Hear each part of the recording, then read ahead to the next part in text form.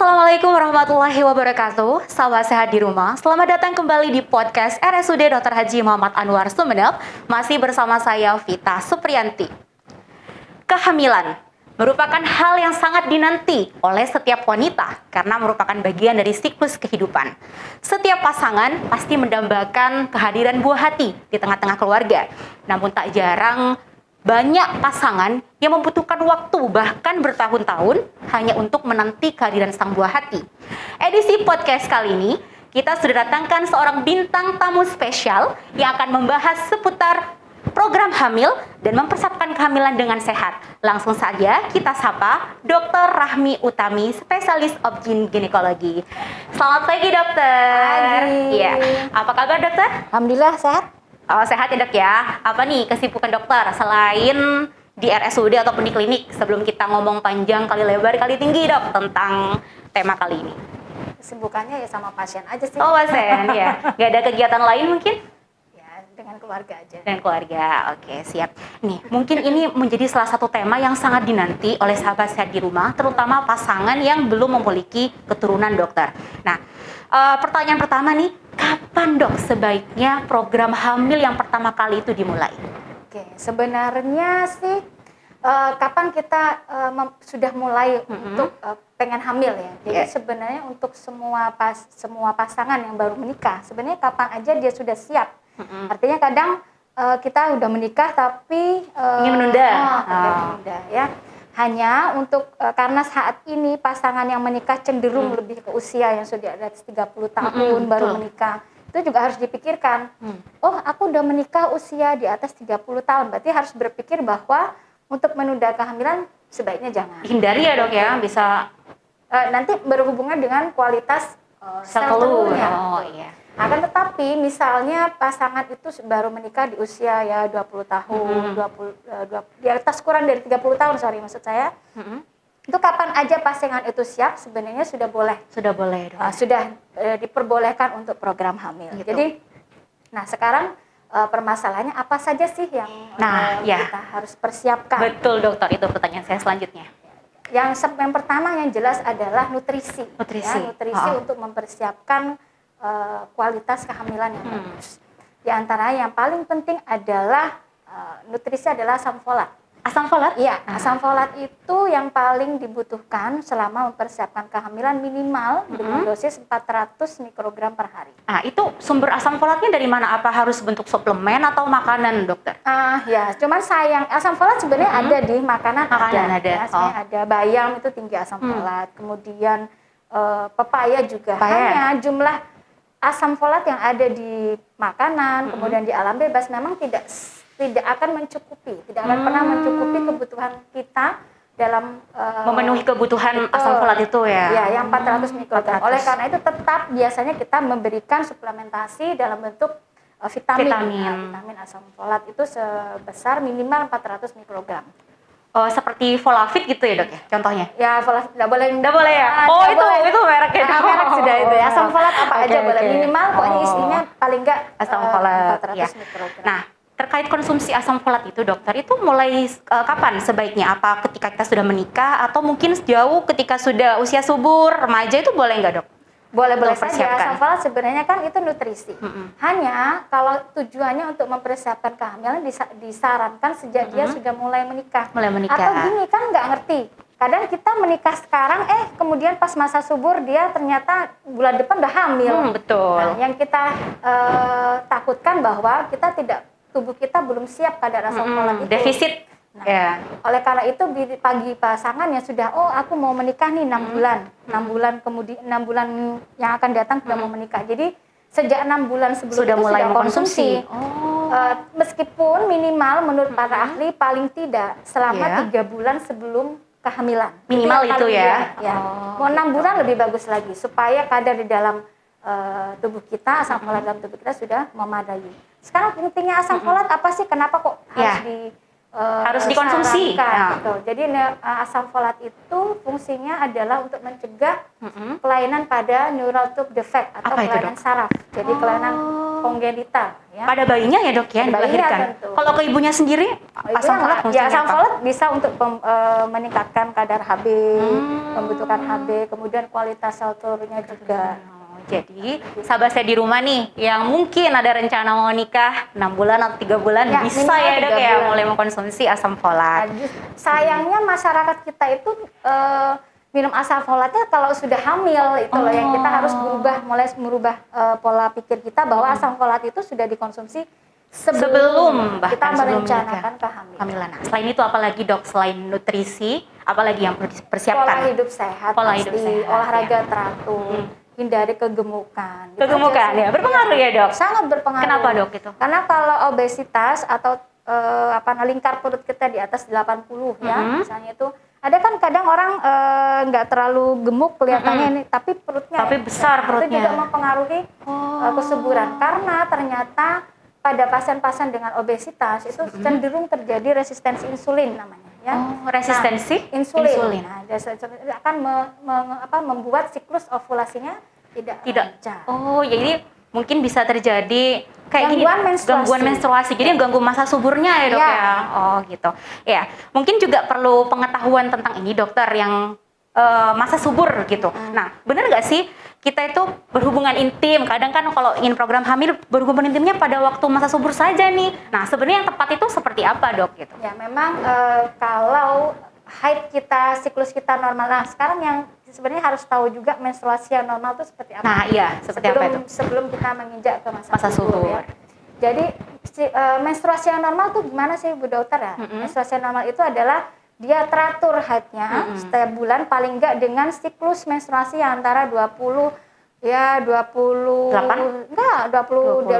sampai 35 hari. Itu masih masa subur. Tapi kalau kurang dari situ berarti menstruasi yang normal. Ya.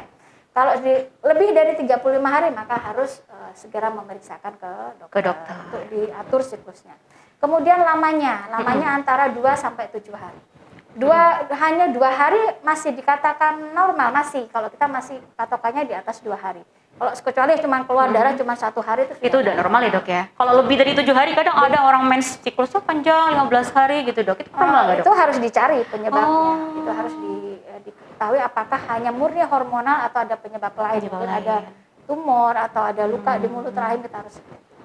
Kemudian kalau kita sudah tahu dan jumlahnya jumlahnya itu ganti pembalut antara 2 sampai 3 kali pembalut. Nah, tapi itu subjektif ya. Kadang-kadang ada orang yang tiap 3 jam. Nah, enggak risih ya, maksudnya enggak terlalu, sebenarnya belum belum full, tapi dia sudah enggak enak rasanya. Jadi paling tidak kalau kita tanya ke pasien ganti pembalut berapa Bu, penuh apa enggak, itu jadi masukan juga buat kami. Kalau itu dok, karena kan juga lagi ngetren penggunaan tampon itu dok, itu dianjurkan nggak sih dok? Tampon vaginal cup?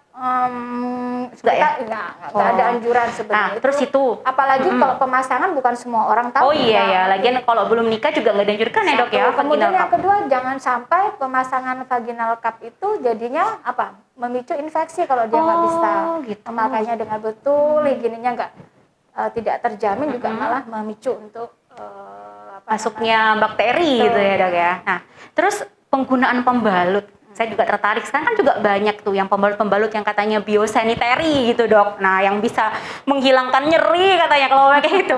Itu gimana dok? Ada sih, kalau di kita nggak ada rekomendasi. Yang penting prinsipnya yang bisa menampung darah satu, kemudian tidak menyebabkan iritasi, bersih. Personal hygiene ya dok ya. Nah, ini kembali lagi ke masa subur.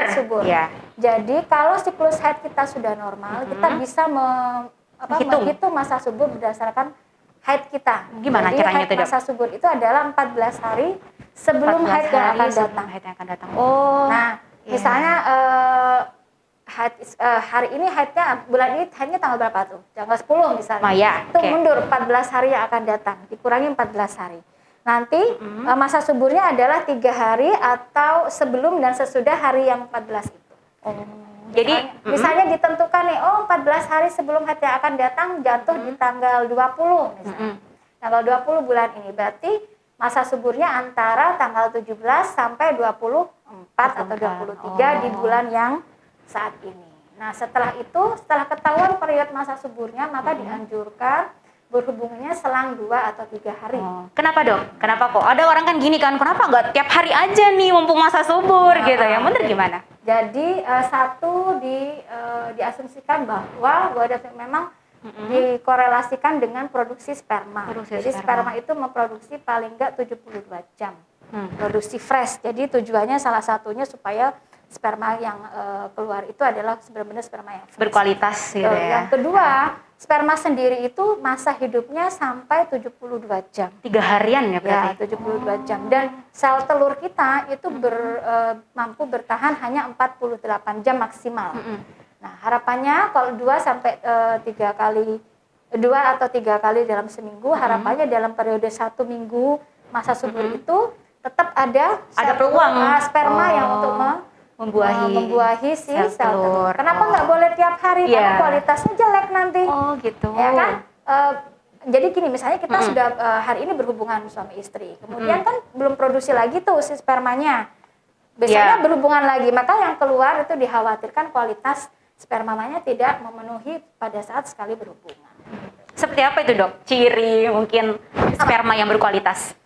Ya sebenarnya jumlah, kalau misalnya kita mau lihat analisa sperma itu dilihat dari mikroskop. Mikroskop ya.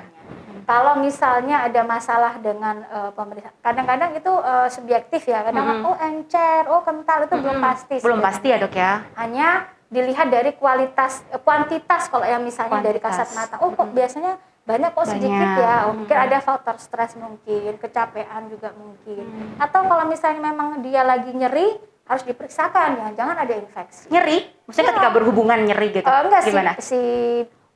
Ini suaminya, bukan hanya saat berhubungan. Ada kan ada radang, ada infeksi di saluran reproduksinya. Itu juga harus diperiksakan. Jadi kalau mau program hamil nggak hanya istri tuh, suami juga. Untuk suami tuh kira-kira suplemennya juga sama nggak dok? Seperti wanita? Kalau untuk meningkatkan kualitas sperma sebenarnya sama. Gaya hidup yang pertama. Jadi memperbaiki gaya hidup itu utama. Jadi olahraga, teratur, kemudian nutrisinya harus bagus termasuk asam folat, antioksidan, sayur, buah. Jangan merokok. Jangan merokok ya dok ya. Jangan merokok. Ingat ya sahabat. Betul, jangan merokok dan jangan juga jadi perokok aktif. Jadi pasif. Jadi meskipun kita nggak merokok tapi lingkungan kita pasif merokok aktif ya sama aja. Itu berpengaruh sama janin ya dok ya? Bukan janin, kualitas sperma. Kualitas sperma. Kalau janin kan udah jadi. Udah jadi ya. Ini masalahnya spermanya. Jadi sperma yang bagus yang tidak terpapar untuk kualitas yang bagus, jangan merokok atau jangan jadi perokok pasif. Kemudian juga jangan sering pakai celana ketat, jeans, jeans ketat. Itu tuh makanya di rumah pakai sarung aja. Betul banget nih. Sarung. Ayo kaum Adam di rumah, bapak-bapak jangan pakai yang ketat ya dok ya, mending pakai sarung, lebih sehat, khusus anginnya gitu.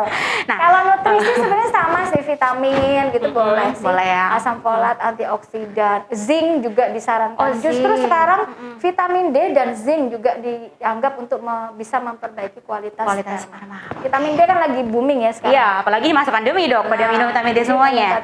Sistem imun. Kalau olahraga dokter, olahraga apa yang dianjurkan biasanya untuk program hamil? Sebenarnya kalau olahraga anjuran apa aja nggak ada ya. Pokoknya intinya tergantung indeks massa tubuh kita. Misalnya kita termasuk yang udah obes atau overweight, jadi ada standar pengurangan berat badan. Itu baik perempuan atau laki-laki.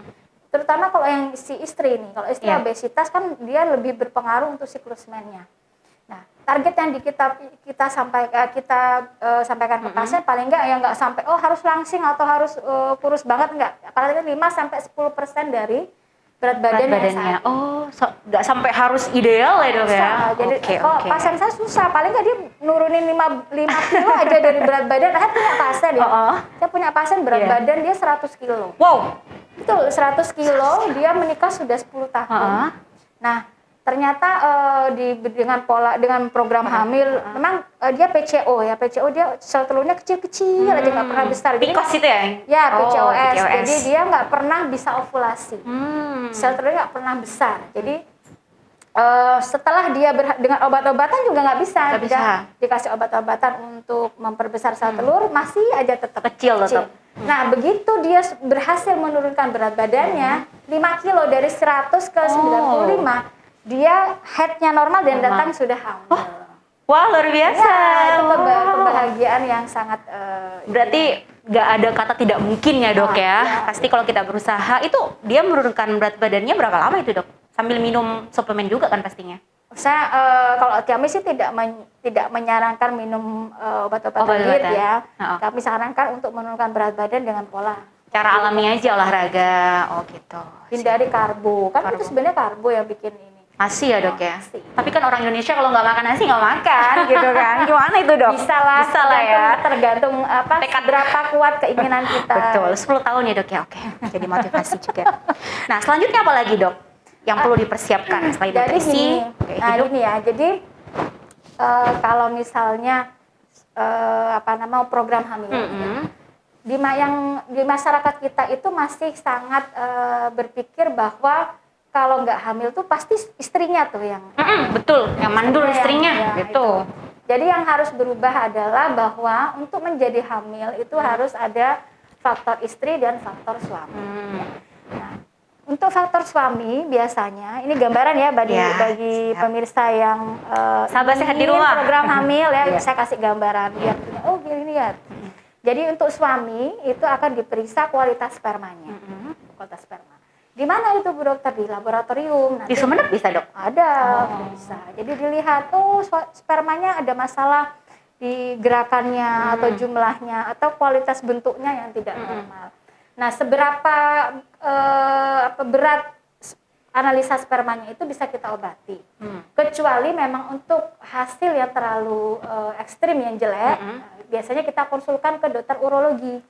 Jangan-jangan ada varikokel misalnya. Varikokel itu sumbatan kayak varises pelebaran pembuluh darah. Ya, itu yang akhirnya si sperma itu nggak bisa lewat sumbat gitu. Tuba falopi nggak bisa lewat ke salurannya si laki-laki. Nggak bisa keluar gitu maksudnya. Bisa keluar, cari jumlah yang sedikit. Jadi itu biasanya kita konsulkan ke urologi atau androlog. Tapi kalau kelainannya hanya ringan sedang, biasanya kita obati dulu. Kita obati dengan obat-obatan untuk meningkatkan kualitas sperma, diobati 1 bulan, kemudian kita cek ulang sperma. Banyak kok pasien saya yang seperti itu berhasil. Nah, kalau 1 bulan tetap nih dok, sudah diobati, kan dicek ulang spermanya ternyata tetap jelek misalnya, maka kita udah saatnya konsul ke dokter androlog atau dokter urologi. Di sini nggak ada ya dok ya? Nggak ada. Sementara ya? Urologi di Pamekasan ada. Mudah-mudahan di sini. Mudah-mudahan ada ya. Sih. Kalau androlog di Surabaya. Surabaya.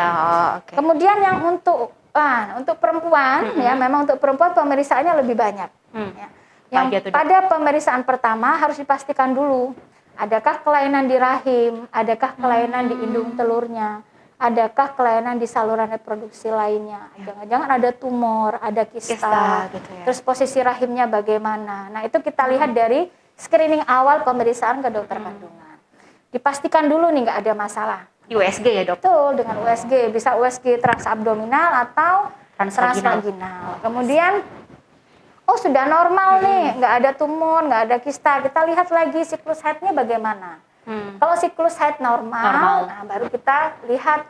Kalau nggak normal kita normalkan dulu ya siklus haidnya. Kemudian kalau nggak sudah normal nih dok, dilihat jangan-jangan ukuran sel telurnya kecil, jangan-jangan dia PCO atau PCOS, polycystic ovarian syndrome dan lain-lain.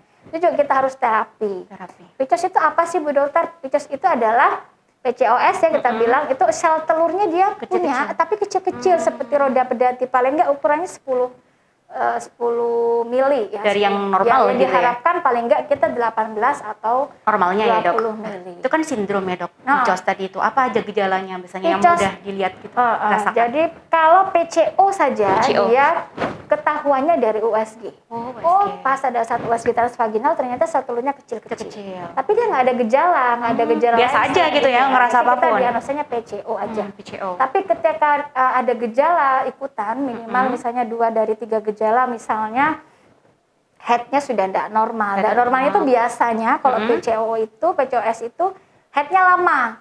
Jadi siklusnya panjang. Jadi bisa di atas 35 hari. Ada pasien saya yang 1 tahun baru nggak Ya, ada yang 3 bulan, 6 bulan tidak menstruasi, tapi di tes kuncinya kok negatif. Dia merasa hamil karena apa? Tambah gendut gitu. Nah, tambah perutnya, gendut, padahal lemak. mual-mual ya kayak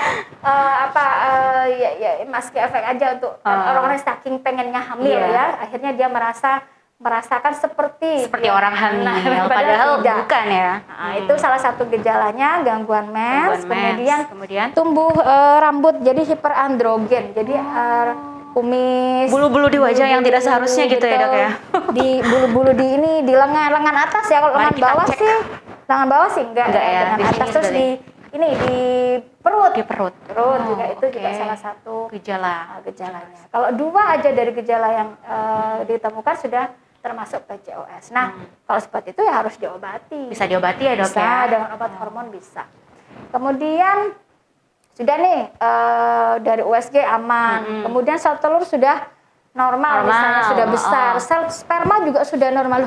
Kok belum hamil ya? Kenapa ya? Jangan, kita yang belum explore adalah adakah saluran yang buntu. Kita bilang tuba fallopi'i. Gimana itu, Dok? Nah, untuk ngecek saluran yang buntu itu bisa ada beberapa metode, bisa dengan pemeriksaan yang kita bilang yang kita sebut dengan hysterosalpingografi. Apa itu, Dok? Di sini bisa? Bisa HSG. HSG itu dilakukan oleh dokter spesialis radiologi. Kita kan punya spesialis perempuan ya, jadi jangan khawatir kalau mau melakukan HSG di RSUD Muhammad Anwar. Sudah yang mengerjakan adalah perempuan. Kadang malu kan risih. Iya, Dok.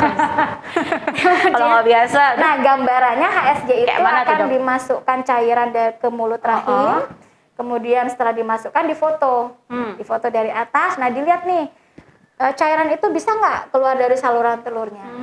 Nah, kalau dia bisa keluar, kemudian itu berarti tidak ada saluran yang sumbatan itu atau tidak ada sumbatan. Tidak sumbatan.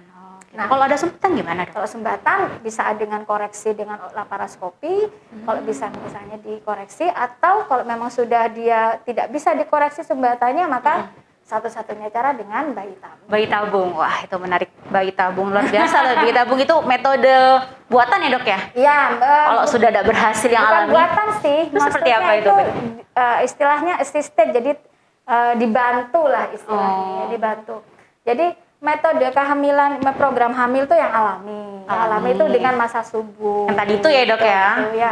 Kalau misalnya program hamil sudah dengan obat-obatan, lain lagi naik tingkatannya dengan memperbesar sel telur, atur siklus haid dan lain-lain. Kalau belum berhasil juga dengan yang obat-obatan itu dengan inseminasi. Suntik.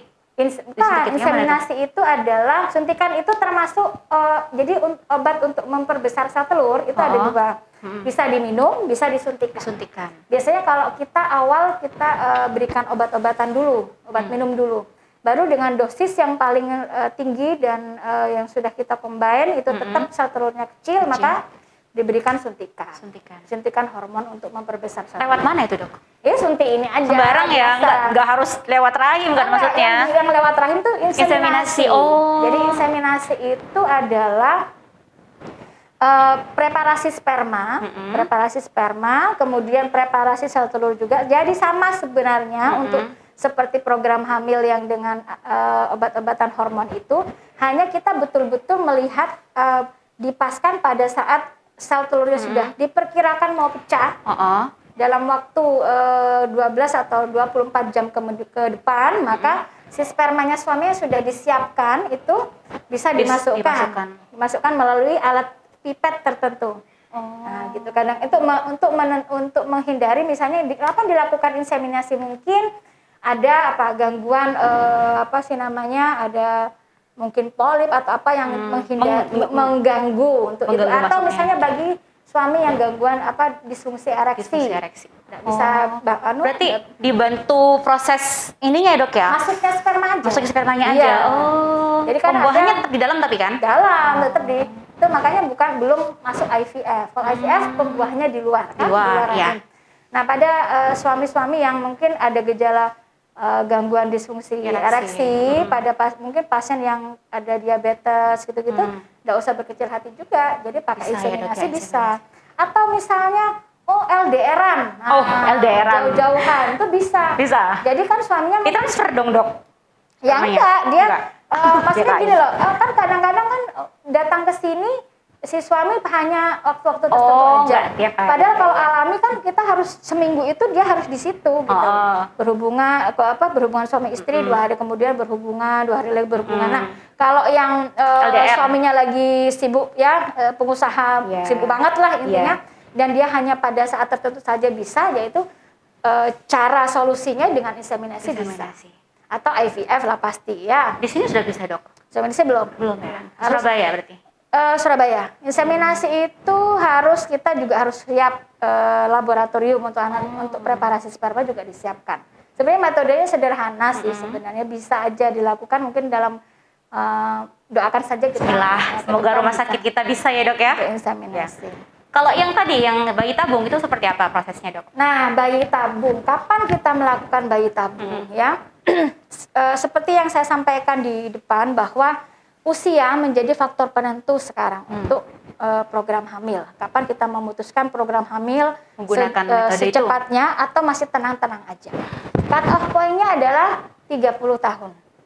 30 tahun, Dok? Ya, kalau kurang dari 30 tahun mungkin kita masih bisa santai-santai, boleh lah. Oke ya, tapi saran saya kalau cut off point-nya adalah 1 tahun.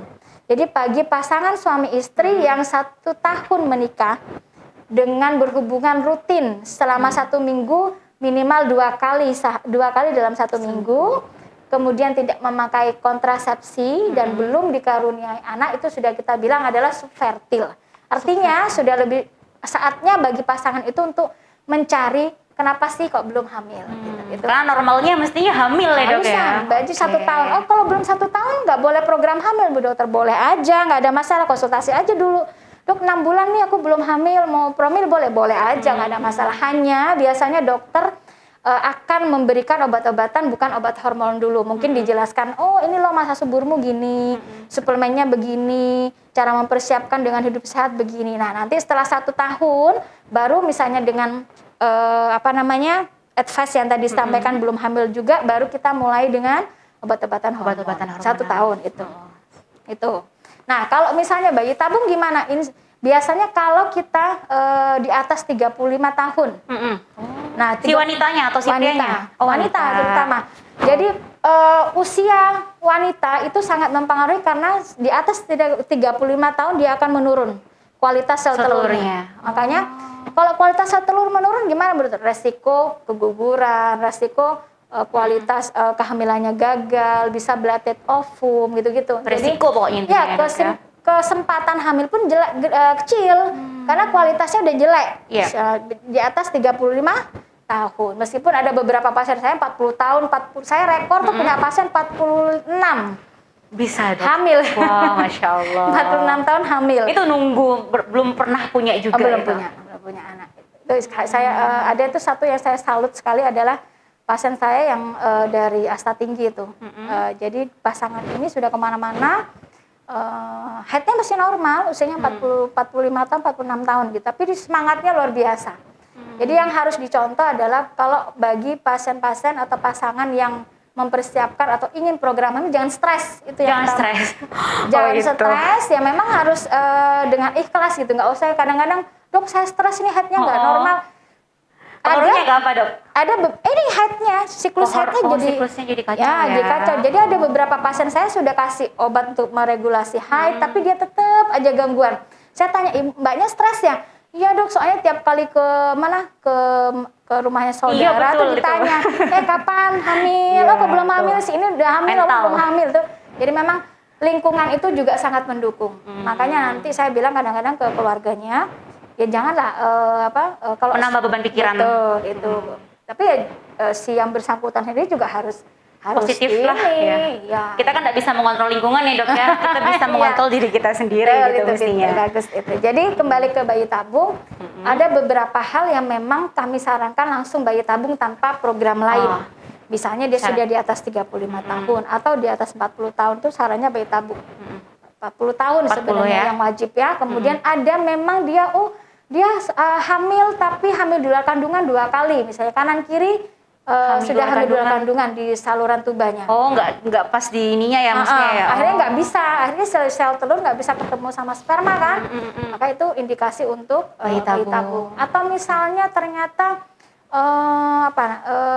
gangguan kista coklat atau ada endometriosis eksternal, endometriosis di tuba. Apa itu, Dok? Endometriosis itu adalah suatu kelainan tumbuhnya jaringan endometrium di luar rahim. Nah, Tumor gitu, Dok? Iya, Semacam pernah tumor. dengar endometriosis atau kista coklat nggak? Kista isinya. Nah, itu kalau kista coklat itu justru dia menghambat kehamilan justru. Pasien saya rata-rata yang dia lama nggak hamil ternyata dia endometriosis. Ada Jadi, kista itu ternyata kista ya. coklat dan diobati dulu. Diobati dulu. Begitu. Nah, setelah bayi tabung itu gambarannya, cuman memang biayanya Iya, itu memang, yang menjadi PR banget.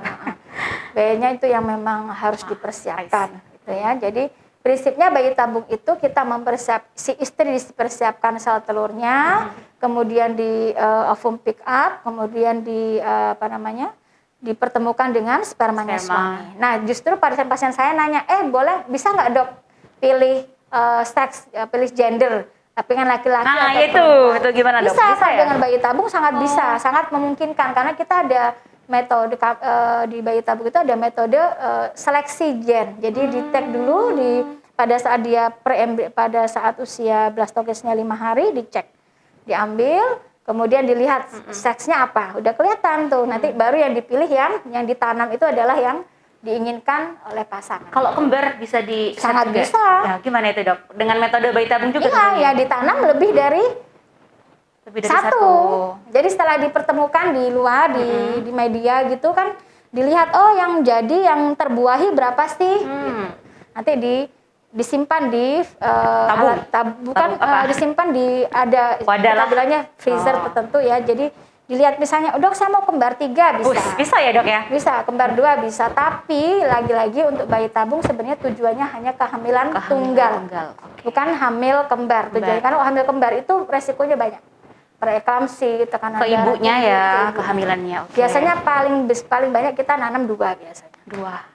Tingkat keberhasilannya dok berapa persen? Dengan metode-metode tadi tuh, mulai dari yang awal. Kalau alami ya tentu 10% sampai 15%. Kalau inseminasi 15 sampai 30, kalau IVF 50%. 50% ya. Oke. Nah, mungkin ini dok, mitos dan fakta seputar promil ya. Gini, penggunaan obat KB katanya sebelum nikah nih dok, itu bisa membuat rahim menjadi kering. Itu mitos atau fakta dok? Sebelum nikah? Maksudnya pas sudah nikah terus KB dulu tuh, mau santai-santai dulu. Tergantung KB, pilihan KB yang dipakai. Hormonal misalnya yang pil gitu. Kalau pil sebenarnya tidak mengganggu. Asalkan dia memakainya, dia betul dan tepat waktu dan benar. Kadang-kadang yang mengganggu siklus haidnya bila dia memakai pil KB-nya itu sering lupa. Jadi pagi minum pagi jam 7, besoknya lupa, dia baru minum jam 3 sore, itu malah membuat kacau siklus men. Secara teori dengan meminum pil KB dia harusnya normal. Bagus malah harusnya ya kan. Betul, harus begitu dia berhenti haidnya, berhenti pil KB-nya dia langsung subur. Nah, beda kalau kita pakai suntikan yang 3 bulan. Pada cenderung dia haidnya endometriumnya tipis, nah itu mengembalikan siklus haid yang memang butuh waktu. Tapi saran saya kalau memang mau menunda kehamilan justru pakai pil KB aja. Pil KB. Ya, karena dia tidak akan mengganggu siklus menstruasi, tapi dengan catatan dia minumnya harus tepat waktu dan benar. Oke. Nah, kemudian ada lagi berbaring, katanya kan orang berhubungan intim nih harus berbaring dengan kaki diangkat di atas nih atau posisi tertentu itu bisa mempercepat kehamilan. Itu benar nggak sih dok? Mitos atau fakta gitu? Nggak sih, nggak ada, itu mitos aja ya. Jadi ya prinsipnya gini, ada yang lebih banyak pertanyaan ke kami adalah justru gini, dok setiap kali berhubungan setiap kali berhubungan kok banyak sperma yang tumpah? Ya pasti aja tumpah. Karena kan jangan khawatir, begitu sperma dikeluarkan itu akan mengalami namanya proses likuifaksi. Jadi keluarnya sperma dari si cairan itu, dan itu butuh hanya 60 detik, 1 menit aja. Jadi dalam waktu 1 menit si sperma keluar tuh dari cairan itu, dia jalan. Ya nggak kelihatan, kan harus pakai mikroskop kalau sperma. Jadi secara otomatis begitu keluar, dia akan berusaha keluar dari si cairan itu, dia jalan. Dia tergantung sekarang spermanya kualitasnya gimana, dia geraknya cepet nggak. Nah biasanya kalau kromosom Y ya kan sperma itu yang menentukan dia laki perempuan tuh dari sperma mbak. Oh, dari si cowok ya? Ya, jadi mau gendernya dia anaknya cewek atau cowok sebenarnya dari sperma. Jadi kalau misalnya dia kromosom Y, dia cenderung lebih aktif daripada kromosom X. Tapi si Y ini cepat mati. Kenapa itu, Dok? Nggak tahan lama. Seleksi alam kah? Ya memang dari Dari sananya ya. Allah itu mahal. Makanya kita katanya wanita kan lebih tough ya, lebih apa sih, tahan banting. Sesuai dengan kromosom X. Jadi kalau kromosom X itu dia antang aja, jadi karena molekulnya lebih berat, dia lama di vagina. Vagina kita kan tahan, sebagian besar vagina kita kan asam. Dia lebih tahan di situ. Nanti makanya kalau misalnya dia nanti kita masuk ke apa sih tipsnya pengen anak laki perempuan. Oh iya. Nah, itu betul pertanyaan saya selanjutnya. Kalau masalah baring atau tidak nggak ada ngaruh ya, Dok ya. Cuman saran saya jangan langsung berdiri lah, paling enggak ya 15 menit lah udah lah sampai masuk sih. Full masuk gitu ya. Atau katanya jangan langsung dicuci ya, Dok ya, bener nggak? Jangan langsung disabun gitu setelah berhubungan intim. 15 menit 15 menit kan apa-apa ya. Teorinya kan nggak sampai 1 menit si sperma udah jalan. Jalannya. Kalau sehat kan jalan cepet tuh kayaknya yang masih ada di vagina yang X ya. Makanya banyak probabilitasnya lahir tuh perempuan ya, Dok ya. Karena yang lahir kebanyakan orang kan jenis kelamin muda itu kayak perempuan kayaknya sih. Apa pengalaman saya aja nih yang ngeliat sekitar. Saya belum ada data itu ya, tapi kebanyakan memang di dunia lebih banyak kelamin perempuan ya, tapi tidak ada data. Nah, kembali tadi menentukan jenis kelamin tanpa bayi tabung nih, Dok, dengan cara alami gimana tuh? Ya, keberhasilannya ya tidak bisa diprediksi karena itu empiris aja. Data empiris tuh pengalaman nih begini gitu ya. Harus apa gitu. Jadi kembali lagi pada sifat kromosom X ya. X pembawa sifat laki-laki. Perempuan. X perempuan. Ya. Yang Y laki-laki. Yang Y itu sifatnya dia cepat geraknya gitu. Jadi harapan supaya mendapatkan lebih banyak kemungkinan dia laki-laki, disarankan berhubungannya lebih sering pada saat masa subur. Pada masa subur. Ya, pada masa subur tuh cenderung hasilnya laki-laki. Karena apa? Karena dia lebih cepat jalannya dari yang X. Nah, pada saat sel telur sudah matang, sudah mau pecah, ketemunya sama si Y.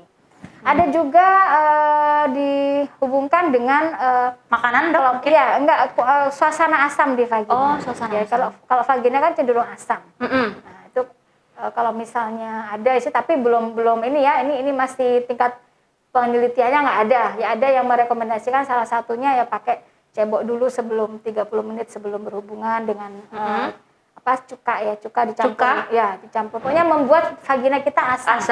Harapannya kalau si laki-laki yang Y itu mati duluan sebelum masuk ke dalam gitu ya. Sebaliknya kalau pengen laki-laki, perempuan tadi laki-laki ya itu soda yang bikin basah itu soda kue.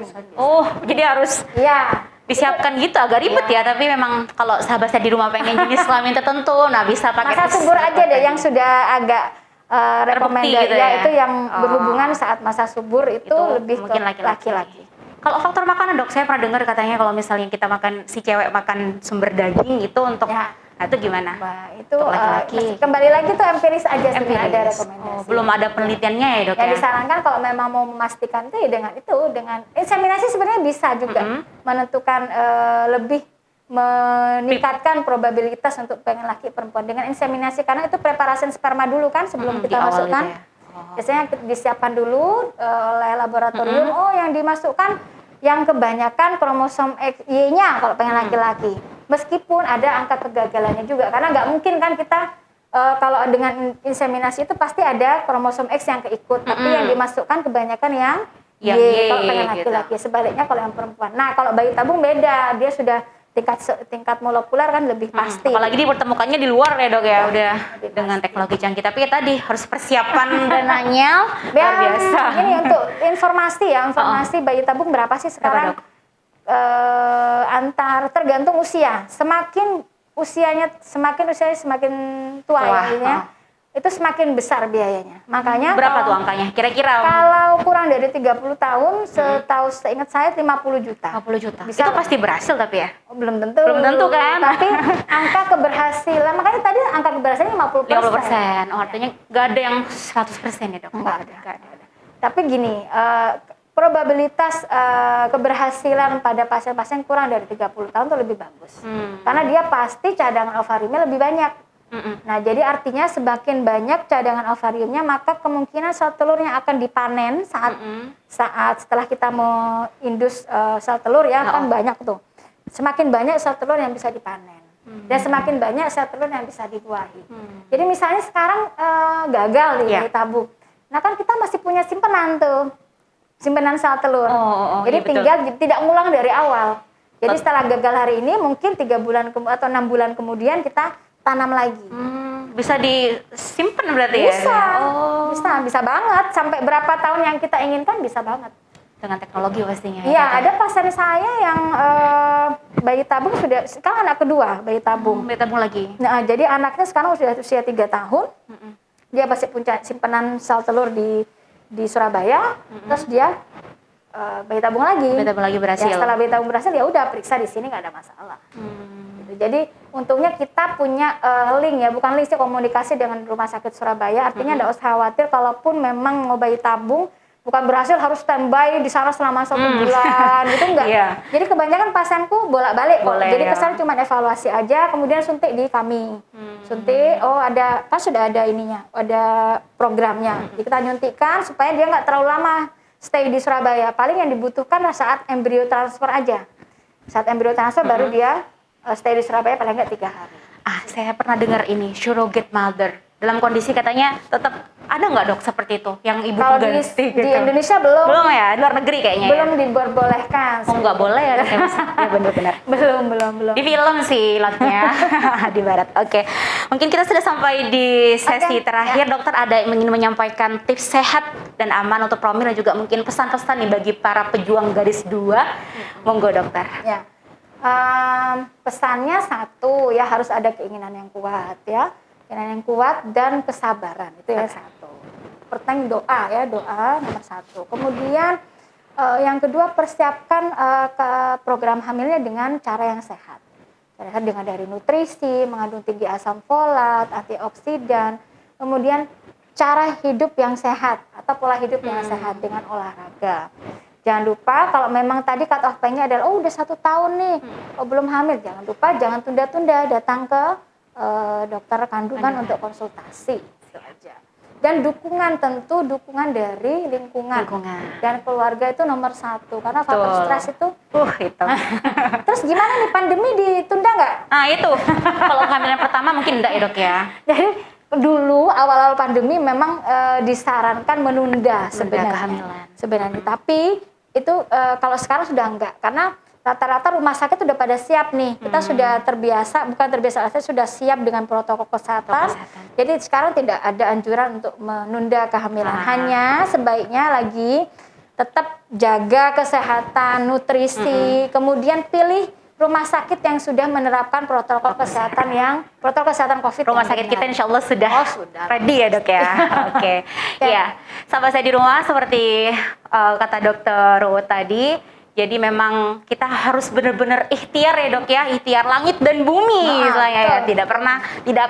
Tidak ada ketidakberhasilan kalau ada kesungguhan dan juga dukungan orang-orang terdekat kita. Ya, Dokter Ruut terima kasih sudah bersedia hadir ke studio kami, sudah berbagi, mengedukasi kita semua, dan semoga nanti kita bisa ketemu lagi ya dok ya di next tema tentunya. Ya, sahabat saya di rumah, ada sebuah quotes yang berbunyi, hadiah tak selalu dibungkus dengan indah. Kadang Tuhan memberikan hadiah lewat penantian dan kesabaran. Untuk itu, bagi para pejuang garis 2, tetap semangat dengan ikhtiar dan doa. Yakinlah hadiah dari Tuhan akan datang lewat kesabaran dan berkah. Saya, Vita Supriyanti, dan Dokter Ruut tentunya undur diri, dan sampai jumpa di TN Podcast selanjutnya. Wassalamualaikum warahmatullahi wabarakatuh.